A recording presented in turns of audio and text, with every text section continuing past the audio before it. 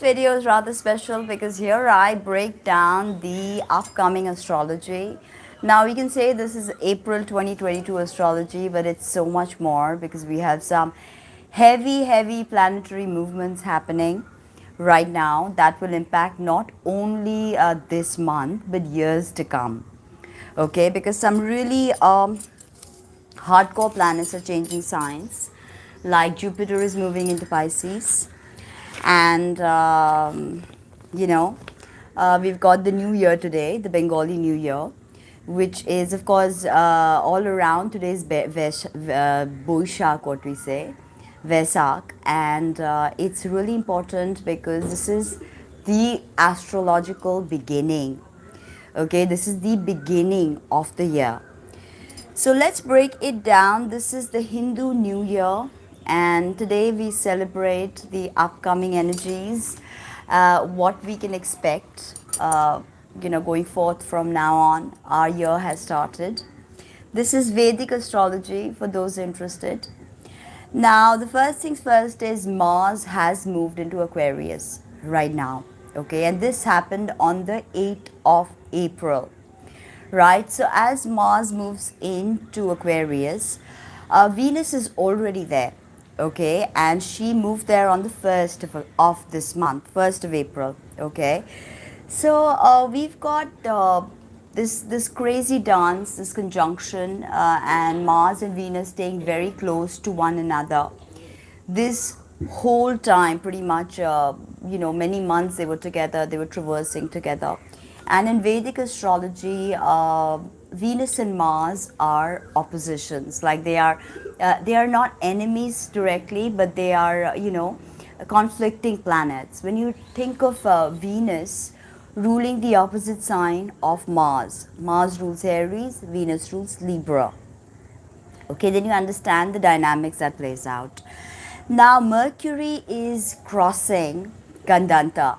Okay, Gandanta and moving into fiery Aries. Now, this that happened, Mercury was in debilitation.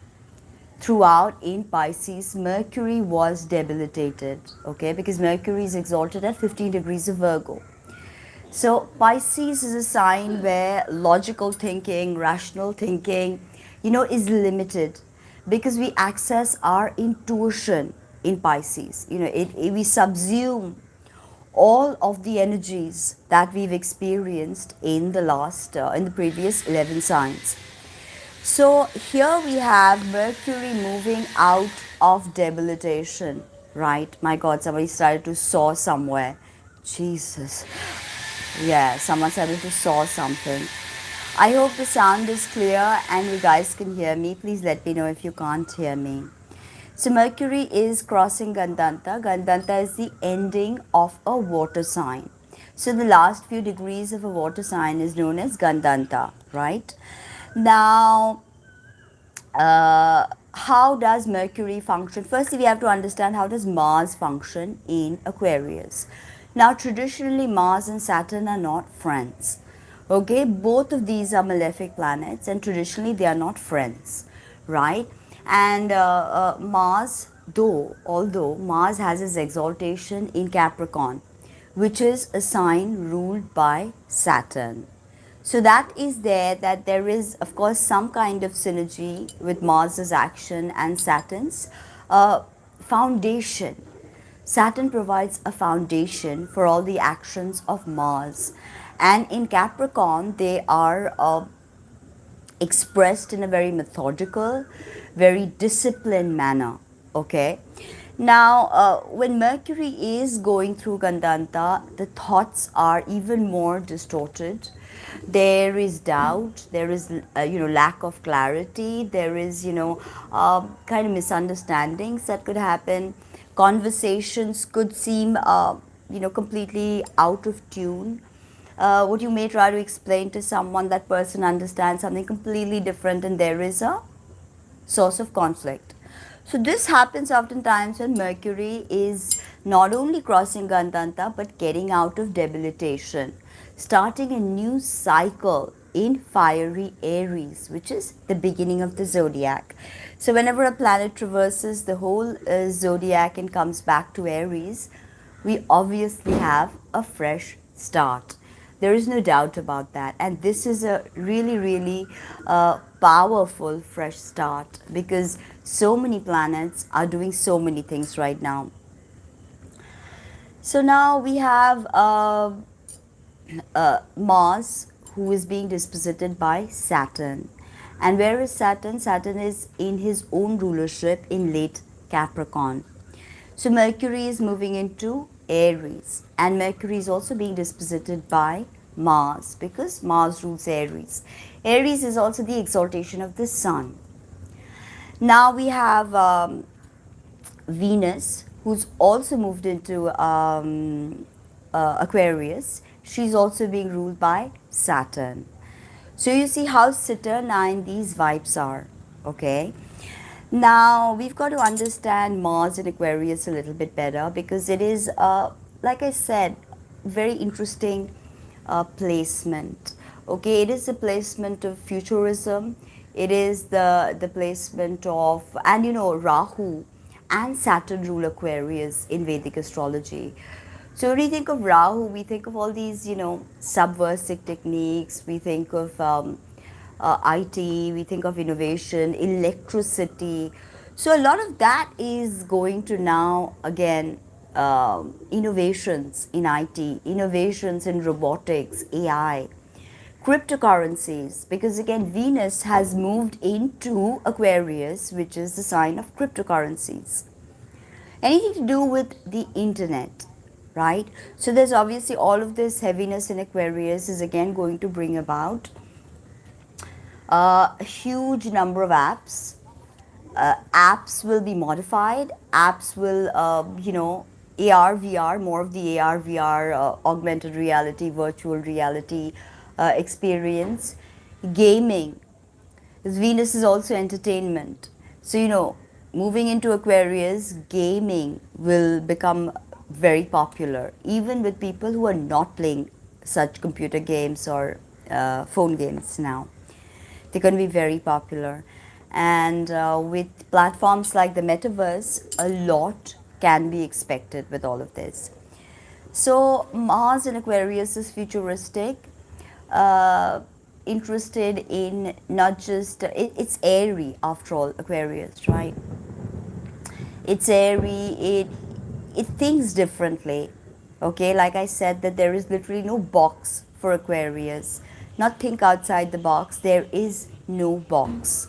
So that should be the mantra of Aquarius. So if you have your moon in Aquarius, like I do, in Satavisha Nakshatra, then you would do good if you started chanting your moon sign mantra. I have a video for that. Mantras for all the 12 signs. You can go refer to that mantra and you can start using that, right? Now we've got Mars, Mercury is also being ruled by Mars, and Mars is going to be in Aquarius for 39 days. Went into the 8th, and today is the 14th. So Mars is going to travel through Aquarius for 39 days, 18 hours, and will come out of Aquarius on 7th of April to 17th of May. Will be in Pisces, okay? Will be in Aries. 7th of April to 17th of May, and after that moves into Pisces. Now we have of course Dhanishta, which comprises the nakshatra Dhanishta, which is a part of two signs, Capricorn and Aquarius. So the second nakshatra is Satavisha in Aquarius, and the third is Uttara Bhadrapada, and the fourth is Purva Bhadrapada, which spans again into Pisces. So Mars will enter Satavisha on 16th of April, right? And now we have to understand that because Mars just met Saturn, and Saturn is already applying Sade Sati to all the people in Aquarius, Pisces and Capricorn. Capricorn it is setting, but for all of us in Aquarius, Sade Sati is reaching a peak culmination. So Mars enters Satavisha Nakshatra ruled by Rahu, which is a sort of like a pinnacle of Rahu energy. And on 16th of April, so in 2 days, Mars enters Satavisha Nakshatra. Satavisha Nakshatra, being the symbol of Satavisha, is a circle, like almost like, everything that there is.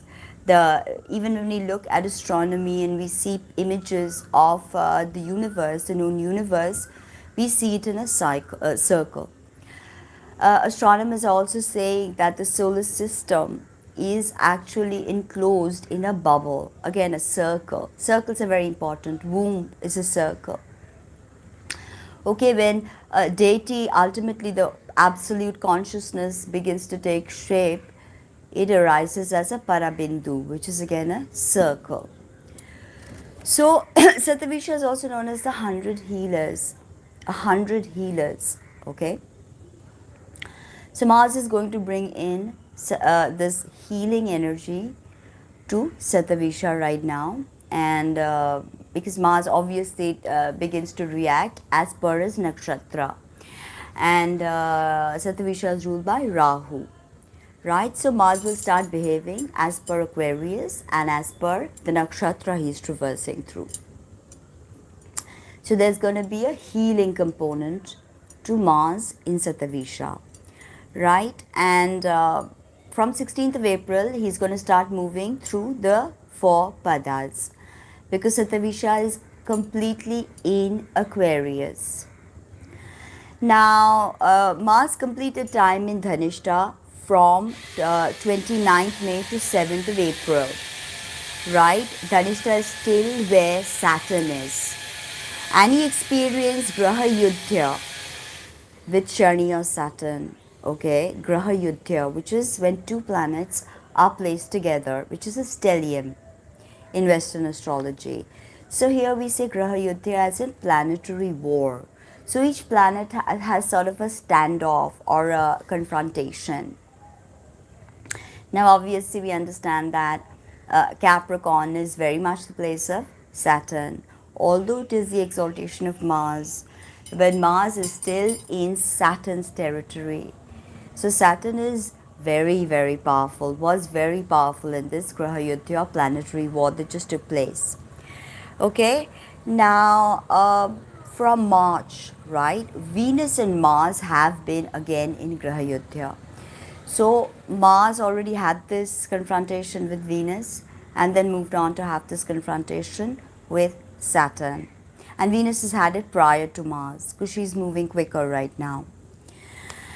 Now we have how do we break down the each nakshatra? We break them down in padas. So the first pada of Satavisha is Sagittarius Navamsa, ruled by Jupiter.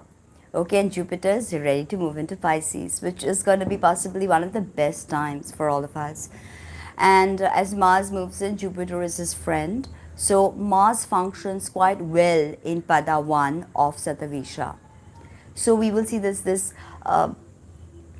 good energy that Mars can express is very much in this pada.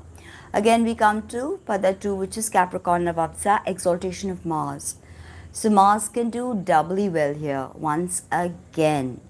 And then we come to Aquarius, where Mars, is not as powerful as, say, in Sag or Capricorn.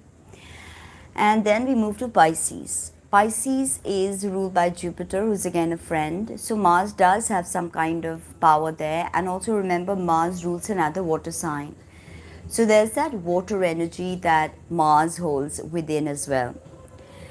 So we've got all the Mars will be traversing through Satavisha in 2 days and will go through all these padas. So this is greatly going to influence the journey of Mars and what we can expect. Mars is our action principle. So first 2 padas we should function well, provided we have a good Mars in our D1 and D9 chart. D9 charts are destiny charts. So even if you have a good planet, exalted planet in your D1 and D9 does not show that promise, then there is a large possibility that that planet may not function optimally. Okay, so there. Now we've got Satavisha is actually, as I said, ruled by Rahu, also ruled by Saturn. And of course, Uranus being the modern ruler of Aquarius. So there's that Uranian energy, Uranus being Prajapati. Right, so creation, there's definitely something very creative about Satavisha, very creative about Satavisha.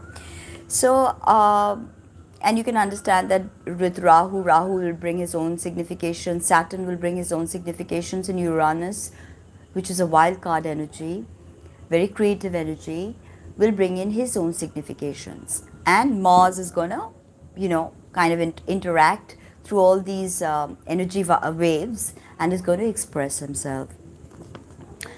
The thing with Satavisha is that it is the pinnacle of Rahu energy. Okay, it's the pinnacle of Rahu energy. And now Mars after Satavisha moves into Purva Bhadrapada. Right, Purva Bhadrapada, which is ruled by Jupiter again. So Mars and Jupiter are friends.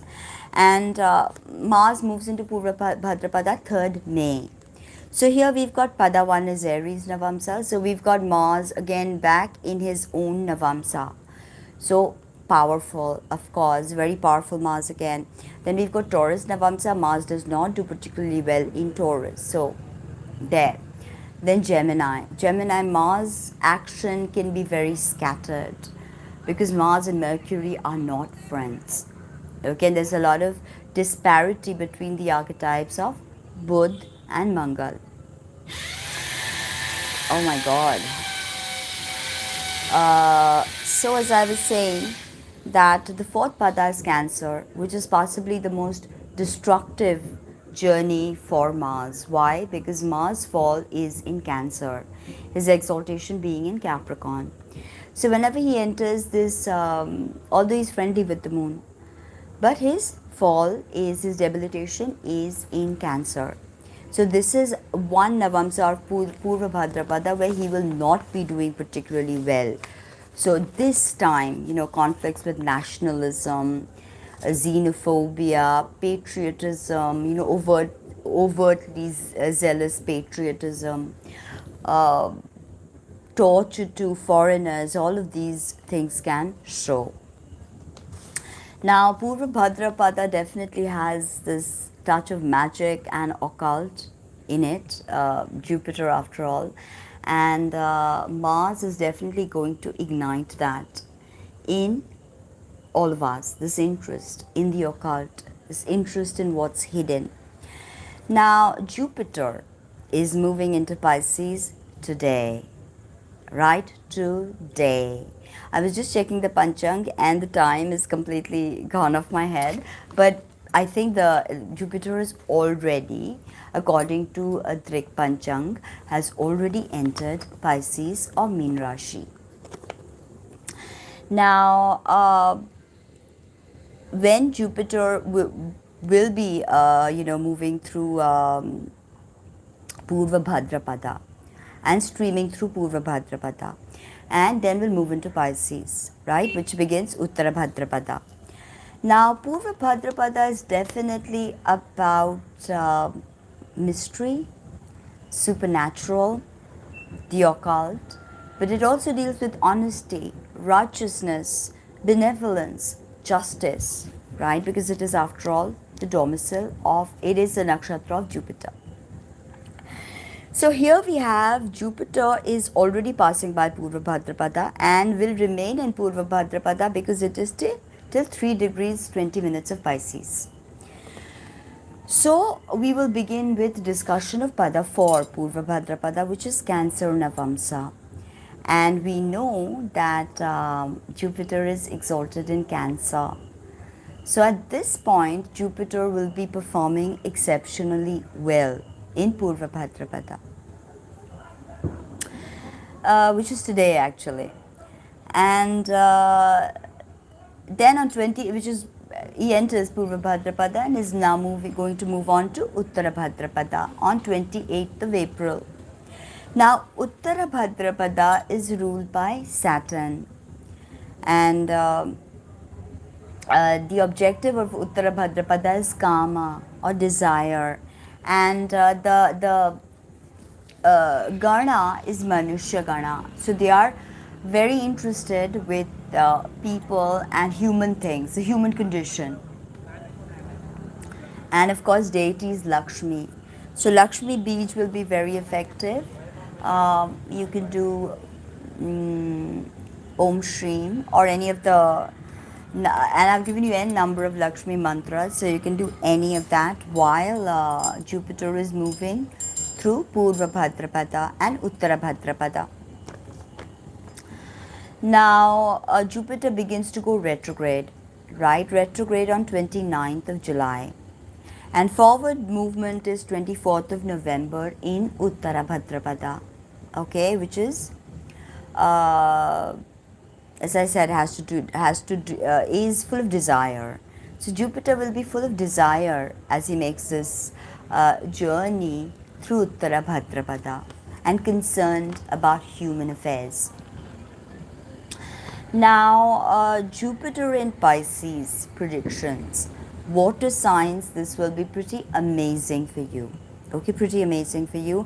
For Gemini, Virgo, Sagittarius, and Pisces, this forms a Hamsa Yoga. And this gives healthy relationships, health, like, overall constitution, career, and happiness. So for Gemini, Virgo, Sagittarius, Pisces, all of you guys are going to experience Hamsa Yoga. Now, last time this happened was May 2010 to May 2011. Okay, this Hamsa, this movement of Jupiter through Pisces. Okay, and this time Jupiter is very, very close to Neptune or Varuna. And interestingly, Varuna is the deity for Satavisha.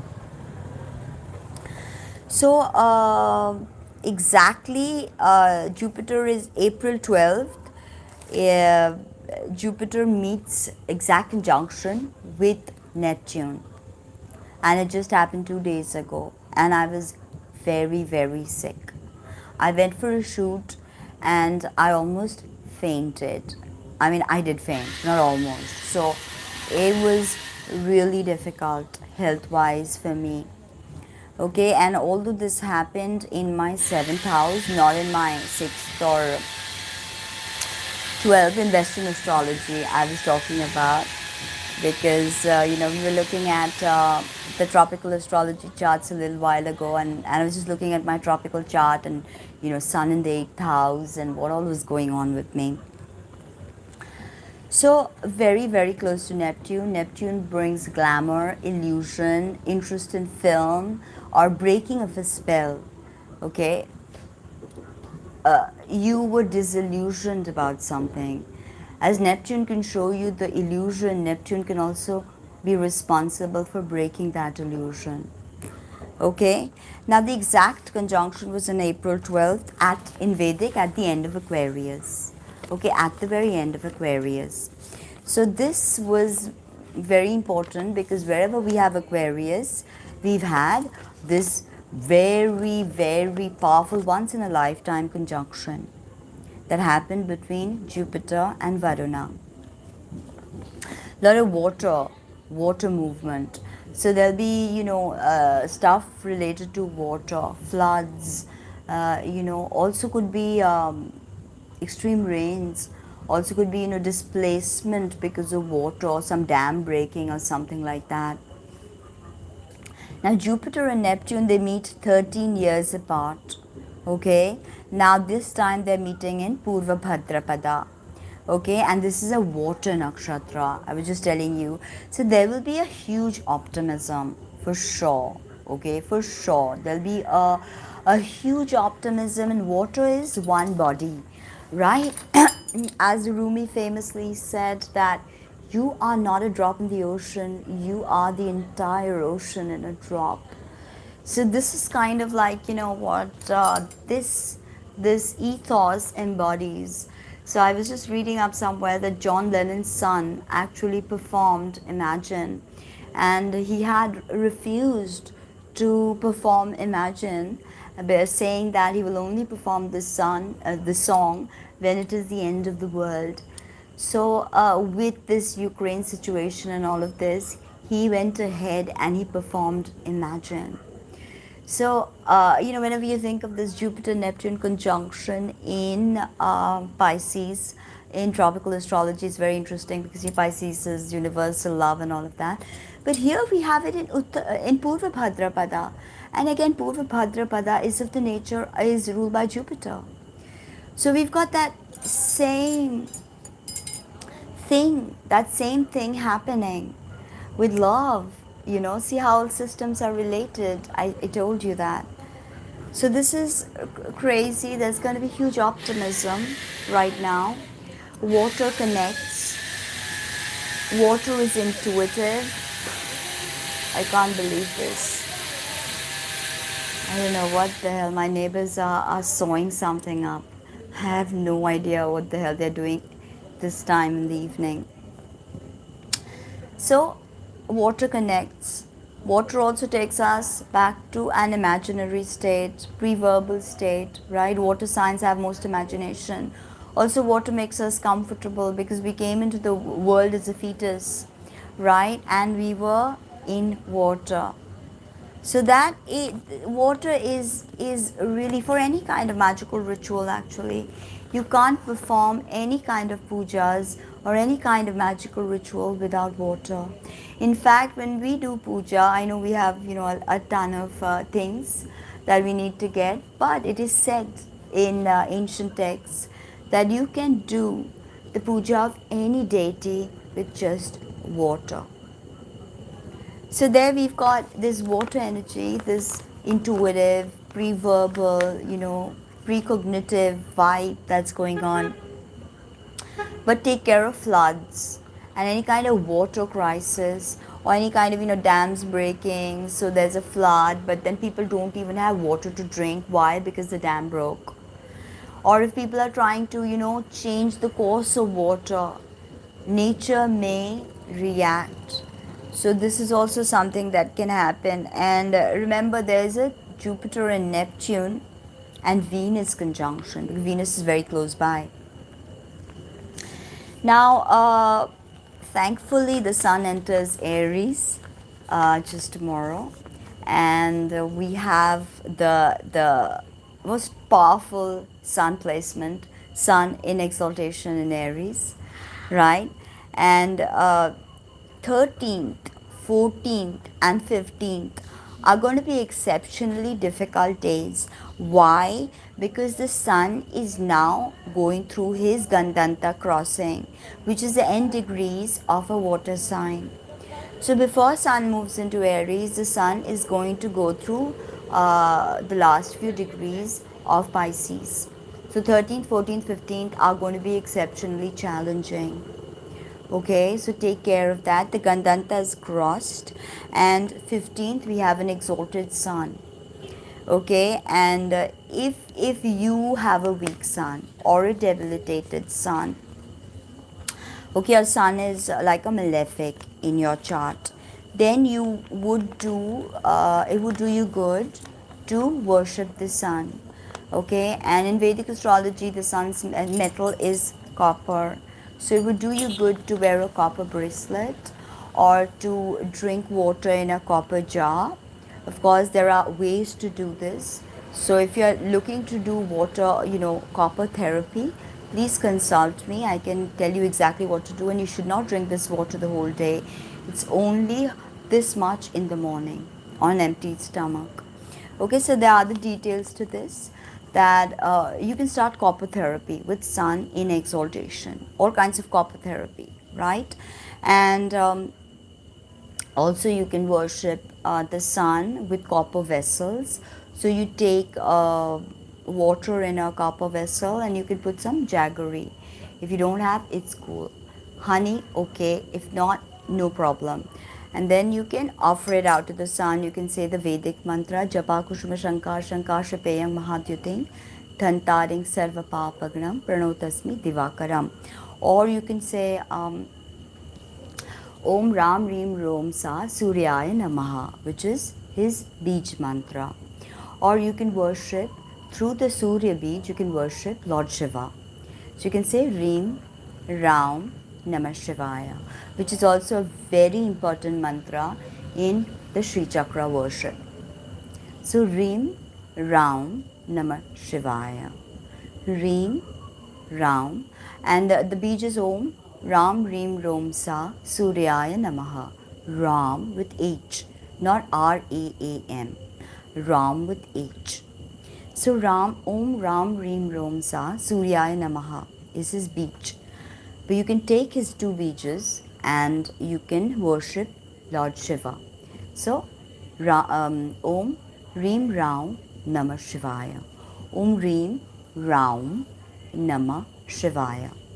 And you can offer this copper vessel water to the sun, or you can offer it to the sun and Lord Shiva. Depends, whatever it is. Okay, there's a special mantra with 12 names of a Surya. Bhaskaraya Namaha, Om Adityaya Namaha, 12 names. So that is a very powerful thing to do, which I have a Sun Yantra video, Sun Yantra. So if you have a weak sun, it would be a great time to energize your sun. So look at that Sun Yantra video. I think I did that about a year and a half ago. So check that out. You can even print out that yantra and you can keep it in your altar. Okay. So remember that during this Gandanta, right, the sun will be in Sandhi as well, out of bounds, and this will be a no man's land, a no man's land. So once the sun crosses Gandanta and Sandhi, which is out of bounds, I've already explained out of bounds, so understand that. Then we have a rebirth in Aries. So we've all been waiting for this, a new beginning, a chance to do it all again. Okay, again, another year. The sun is back in sidereal Aries. So what are you going to do? What house is this for you? For this, in my Vedic chart, this is my ninth house. Ninth house of, ideas, higher studies, travels, foreigners, and all of that, right? You have to see where you have Aries, right? What house it is. You have to see, of course, your D1 and D9 chart. Otherwise, of course, you have the D8, the D7, and all of that. But check for D1 and D9 first to begin with. Now, this rebirth will be experienced by us all, and the sun will be traversing the nakshatras that reside in Aries, which are Ashwini, the first nakshatra, then Bharani, and then Kritika. Only one pada of Kritika is in Aries, the rest is in Taurus, right? So we've got Ashwini, where the sun will be traversing right from tomorrow, is ruled by Ketu, right, and is of Deva Guna, so very spiritual, and Ashwini Kumars are actually healers. So again, there's a healing component, and they are Adityas. Ashwinis are Adityas. They are solar gods. So the sun like meets his own children, the Ashwini Kumars, right? And the motivation of Ashwini is dharma. So sun, that's why sun's exaltation being 3 degrees, it's 12 degrees, it's a very powerful place. And the Ashwini Kumaras are all about, they draw the chariot of Indra. So they are forward going, they are young, they are beautiful, and they have a lot of healing energy, and they have like unknown medicines that can heal. Okay, so that is very, very important. And today I read that the sun has just experienced has just actually had a solar flare, and we are going to experience this crazy energy, photonic energy that is coming at us. Okay, the sun is belching a lot of CME, coronal mass injection. So not only is Ashwini, Devagana, but their motivation is dharma. So there's something righteous, something very good and sacred about Ashwini and its vibrations. And the two deities to worship at this time will be Surya and Shiva. So Reem Ram Namah Shivaya is the best way to get this done. Then the sun is gonna travel through Bharani, the second nakshatra ruled by Venus. Bharani is Manushya Gana, so the interest will then turn to more human issues. Maybe resolving is ruled by Venus, so Venus is always the principle of unification. So, maybe we want to resolve something, maybe we want to, just talk it out, express ourselves. Uh, Artha is the motivation. So this time the sun is going, depending upon the placement of the sun in your D1 and D9 chart, you will feel the compulsion to make money. Sun ruler of your second house, obviously. Sun ruler of your eighth house, yeah, you may get money from other people and you may be motivated to move correctly, right? Sun in the 12th house, you may be motivated to make money through all things that are occult, hidden, spiritual, or taboo. And this, of course, ruled by Venus, Shukra. So Venus has actually the power of Sanjeevani Vidya, which is recovering or resuscitating the dead from, bring life, resuscitate the dead. Okay, bring back a dead person to life. Okay, make a dead person a living person. This is Venus's Sanjeevani Vidya, which again, higher vibrations of Venusian healers have access to Sanjeevani Vidya. It's not so much only as the physical body is dead and just, resuscitate me. It's also the death of our ideas, death of beauty within us.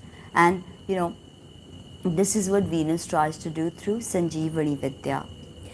So Manushya, as I said, that very, very motivated to understand the human condition, the war in Ukraine, war in Palestine, what's happening, what about the prices, Venus, money, stock, shares, investments, are we in the right job, are we doing the right thing, and Bharani has a deep interest in money making. So there, right, motivated to earn money.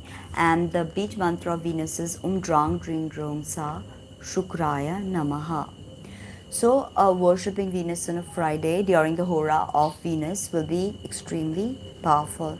I even have a video on Venus Yantra. I even have a video on Venus Magic. So check those out if you want to know more. Then the sun will move into Kritika, which is only the first pada of Kritika. Kritika is Rakshasa Gana. So very aggressive, okay, very aggressive, ruled by the sun himself. So this is again a good place for the sun. However, in Bharani, the sun doesn't do very well with Venus. The sun and Venus are not friends. So there's definitely something there that the sun is going to experience in Bharani, like, when you are passing through the home of someone you don't really like, but, you just have to be civil because you're just passing through. So that is something that the sun and Venus are going to teach us, the sun and Venus. And now we've got Kritikas full of karma or desire, right? So at this point, depending upon the placement of your sun in D1 and D9, you will feel desire, right? And it's ruled by Agni. It's Kritika is ruled by the sun, by the way. So it's a good placement. Sun in his own nakshatra. It's good. Although heart, check for any kind of irregular heartbeats, especially if the sun is a malefic in your D1 or D9 charts. Okay, and depending upon if you have a malefic in a nakshatra of the sun, many kinds of things, which planets is the sun dispositing? Where is Leo for you? Okay, where is your sun situated? What kind of aspects is he making? All of that. Consult your astrologer for more. So, full of desire, and the deity is Agni. So at this time, I told you Uchishta Ganpati's birthplace is Kritika Nakshatra. So worshipping Uchishta Ganpati at this time with his mantra Hasti Pisasi Likhe Swaha will be very beneficial. or you can even use his bija, Om Glaum, Om Gang. Okay, so any kind of fire ablutions, homums, if you can get a homum done for yourself, it's going to be very, very effective, very, very good for you.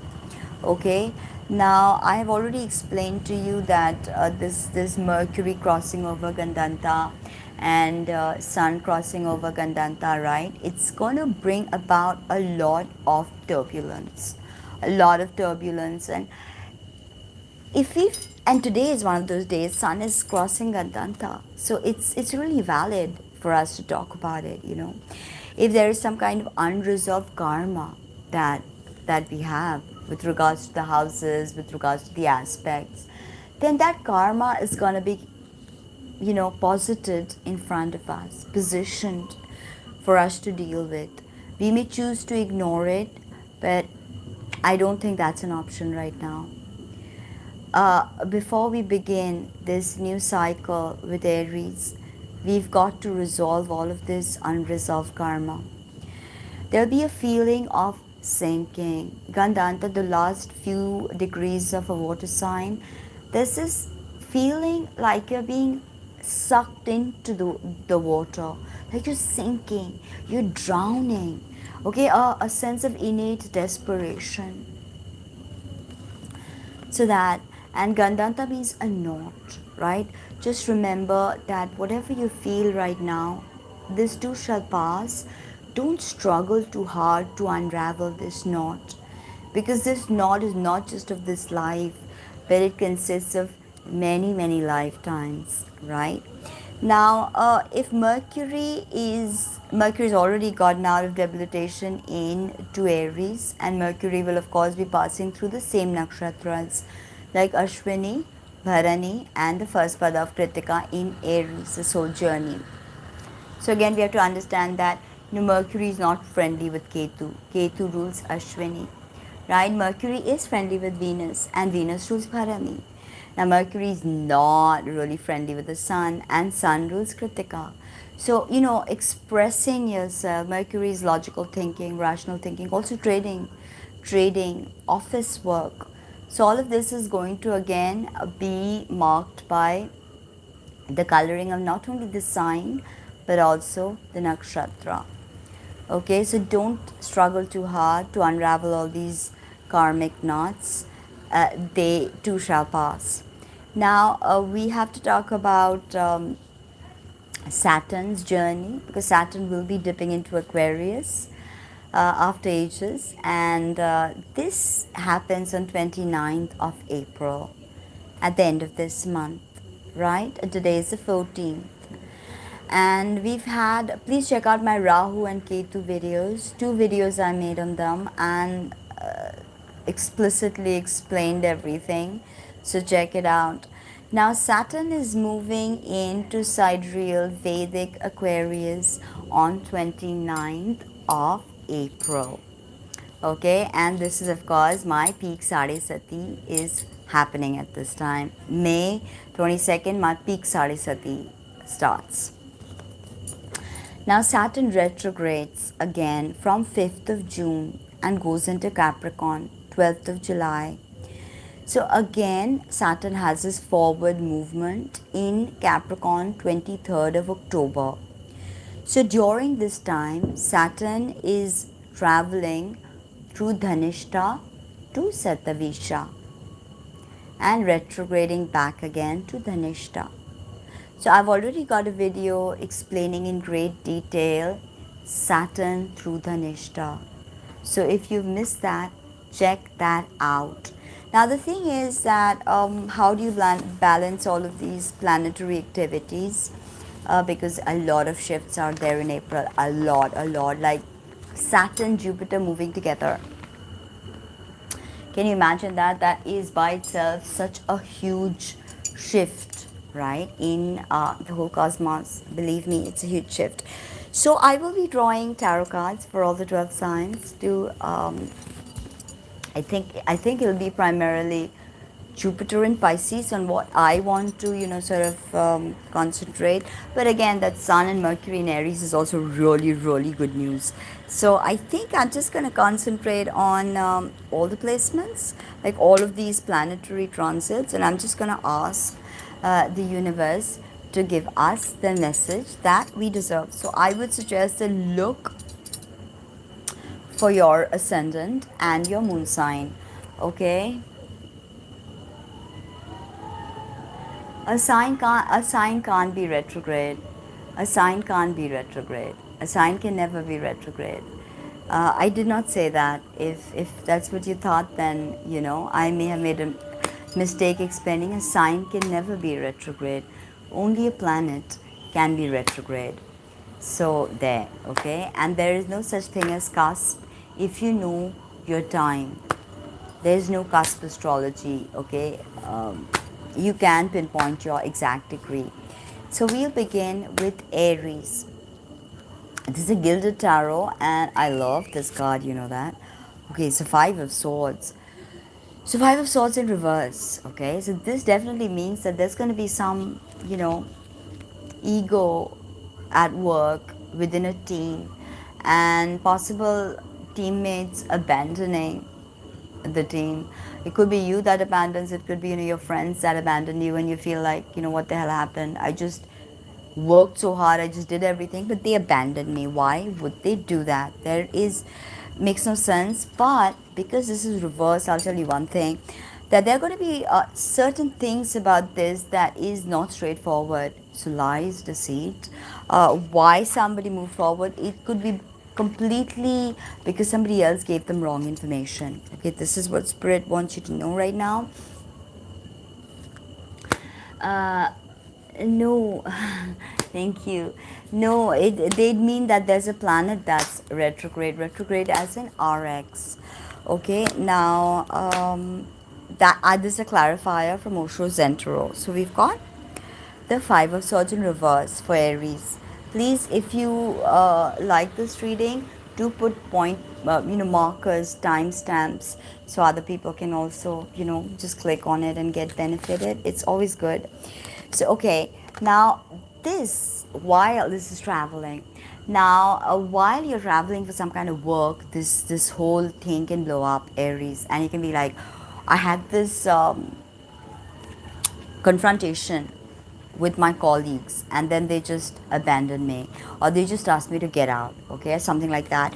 So just be careful of what you say. Traveling may not be very good, because yes, the sun is going into your thing, your sign, Aries. Yes, Mercury is in your sign. Mercury's crossed Kandanta and all of that. We are having a rebirth in your sign. But remember, Rahu is also in your sign. Okay, Rahu's entering your sign. So it just entered your sign, actually. So there's that energy in the mix. Now we've got better ground all of this. It'll take us a bit to ground all these energies. Okay, now for Taurus. Let's see what we have for Taurus. Okay, we've got the Lovers. This is a card of Gemini. So this to me is not just about you finding a lover, Taurus. I know you're Venus ruled and very interested. But all I want to tell you is this is about loving yourself. This is about loving what you do. This is about being a lover of the life you have. Okay, you don't always need those expensive things to love. So there's this love idea, and not just romantic love, but like love, love in the broader Jupiter Neptune conjunction and Purva Bhadrapada kind of way. Okay, so abundance. Okay, a Taurus, that's a good message for you. So let's move on to Gemini. Please like and share if you like this content. Now Gemini, for you, we've got healing with King of Cups. Somebody comes in with a lot of healing energy, with a lot of understanding, a lot of compassion, a lot of soul to soul talks that could give you the closure you want. It could be a water sign person, somebody in your family, okay, maybe somebody from your past that you get to have this conversation with, but remember that a lot of activities happening in the 12th house of yours, Aries, a lot. So let's see what Osho Zen Tarot tells you. Ponder on existence. Do you know the fact that we are here is something like 400 trillion to 1? The fact that all the sperm swam and fertilized the egg, it's crazy. Okay, that we are in this perfect Goldilocks zone and we are here. So think about the intricacies of existence and the magnitude of reality and everything that it brings. So that ponder on things that are you know elevated. Now we've got Gemini, I think, right? Was it? I don't know. Gemini, okay. Mercury in Aries, 11th house. So listen to your intuition, Gemini. Okay, if this is the time you need to book a reading or have a Reiki session, go for it, because it's going to be greatly beneficial. All kinds of healing modalities with the High Priestess can be very effective. Flowering, really displaying the innate beauty that you have, Gemini. That's going to be very important. Now coming to Cancer, ruled by the moon, moody. Oh, two cards together. So let's see. Oh wow, for Cancer I picked the card moon. So listen to two sides, the more domesticated side and of course more intuitive side. Just be careful of lies, deceit and secrets. Okay, this could also have to do with your menstrual cycles. So just take care of that. And this was a card that was actually popping out for you. So tune in. Tune in to the messages that are streaming forth, right? From the High Priestess. From the moon, sorry. Your card for you. Now we come to Leo. Okay, Leo, let's see what I have for you, my dear. Okay, the card of Mars, Tower, my ascendant. So, changes, abrupt changes. Could be, that's what you need. Could be like something really good for you because you need that change. You need that Mars moment to maybe give you a wake up call. Fret not, okay? Maybe be a bit playful about it, not so grumpy and serious and stressed out, because Leo, I see that you could get stressed out. With Virgo, let's see what card I have for you, Virgo. Hard work. Okay, I see that you need to work hard. You need to just understand the work that you do a bit better, maybe develop some skill sets, maybe team up with some people, because threes are always about getting together, right? Getting together, forming new teams and all of that. And okay, there could be some kind of politics, not just politics like politics outside, but politics or subversion in your real life, Leo, that could bother you. So maybe people are saying something to you, doing something, misrepresentation, friends are not what they seem. Take care of that. Now Virgo, let's see what we have for you. Four of Cups. Okay, Four of Cups is essentially like actually a card that speaks of being ungrateful. So count your blessings while you can. Be more connected to the messages that are flowing through. Yes, things may not be what you wanted them to be, Virgo, but they are what they are. So just being at this moment may be the best thing for you. And Tarot says that do tune into your dream, because there is going to be some kind of information coming to you through your dreamscape. Now we've got Libra. You're already in the halfway mark. So Libra, how will you adjust to all these planetary things? Six of Wands, triumph, a victory. Okay, triumph and a victory. But it is not permanent. So if you don't keep working for it, if you don't keep doing whatever it is, then no, it's not going to work out. Okay, and your explore consciousness, explore the conscious, the subconscious, the unconscious, and all of that. Now we come to Scorpio. Okay, yes, Mars is has moved into Aquarius on the 8th, which is interesting. A new beginning. a new beginning for you. Okay, Scorpios. Uh, yeah, and the Fool is actually the card of Uranus. So a wild card, possibly something strange, something crazy happens to you. This is your card. I mean, come on, transformation. So Scorpio, extreme transformation is on the way, right? Okay, now we move into, remember that Ketu is in your 12th house. Bam. Now we move into Sagittarius. Sag, let's see. There's a doorway in front of you, there's a path, two of wands, and you need to walk through. Okay, twos are about coupling or even contrast. So it is definitely a choice. Will you walk through that doorway or will you ignore it? It's entirely up to you, Sagittarius. And you love adventures, so that's not something that you would mind, but you may feel like an outsider at times. That's okay with you. Sagittarius, you definitely know how to merge with people. There's something about your easy, yes, you can be boisterous, you can be, you know, cold, callous, but there's something about you that you know how to mix with people. Okay, now Cap. So let's see what we have for you, Cap. And okay, looks like three of wands. So again, we have the three of pentacles and I've got three of wands, threes. So this is initially about waiting for the right opportunity, waiting to maybe express the creative ideas you have to the right people and set up the right avenues. A creative team that gets together for sure, and I see a lot of creativity for you, Capricorn. A lot of movement, a lot of creativity, because ultimately now Saturn moves out 29th of your first house into your second. So this kind of gives you that feeling, right?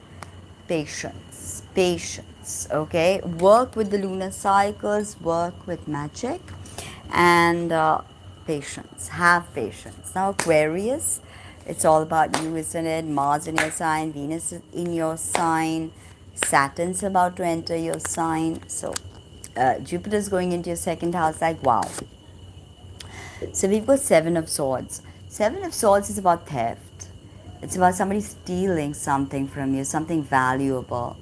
Okay, it could be information, it could be an idea, and it could be like, you know, something that's very treasured. It could even be a partner, and you feel that it's all these changes, especially if you have that Aquarius moon and you're having that Sarisati, limitless possibilities. Always remember that. Limitless possibilities exist. Now we've got Pisces, and then I shall be done. So do consider becoming a member. Book your reading. Email me, tina@tinahills.com. Check out my website, tina@tinahills, www.tinahills.com. Page of Pentacles, a new financial beginning. Almost an adventure. Pages are always about an adventure, okay? Now, when it has to do with Pentacles, it means adventure is more earthy. So, you know, maybe by nature, you go by nature and you meet somebody and you discuss an idea and it turns into business, because Page of Pentacles is definitely about business consciousness. Tap into your consciousness, your wide framework. Now that Jupiter is there. Thank you so much. And this is Tina from tinahills.com. Please like, comment, subscribe, share, and do consider becoming a member.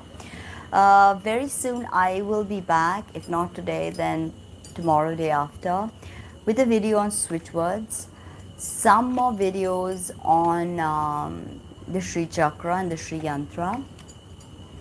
And I think we did plan to remove, yeah, we did that. So, and of course, I keep getting emails for it, the Ketu video, an in detail live about Ketu. Let's see, I'll announce it in a day or two. Thank you so much for being there. Thank you. Speak soon. Bye.